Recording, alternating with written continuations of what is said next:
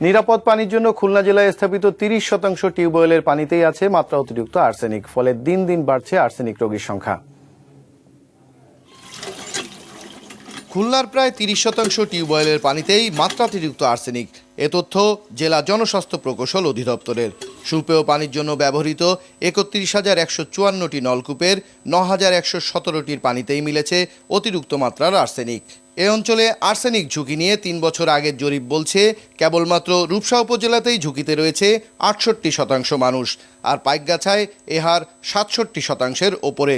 এ বিষয়ে মহানগরের কোনো তথ্য নেই কারো কাছে। 30,000-এর মতো আমাদের টিউবওয়েল আছে এবং এই টিউবওয়েলগুলো মোটামুটিভাবে 30%-এর মতো হয়তো আর্সেনিক, অসহনীয় মাত্রার আর্সেনিক রয়েছে। আর্সেনিক কেড়ে নিয়েছে রূপসা উপজেলার জুলেখা বেগমের স্বামীকে। 3 সন্তান সহ আক্রান্ত হয়েছেন নিজেও।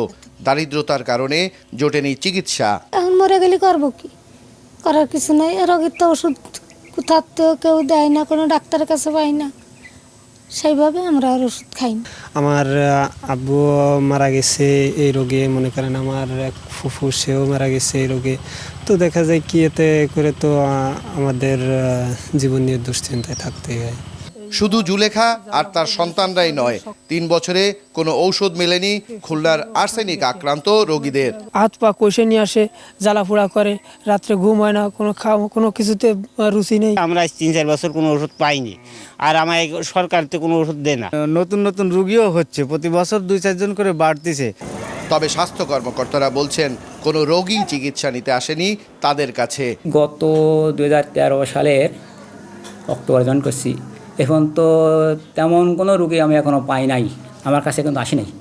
এমন বাস্তবতায় আর্সেনিক আক্রান্তদের নিয়মিত ঔষধ সরবরাহ, চিকিৎসা সেবা ও নিরাপদ পানি সরবরাহ নিশ্চিতের দাবি খুলনাবাসীর। আবু হেনা মোস্তফা জামাল, মাছরাঙা সংবাদ, খুলনা।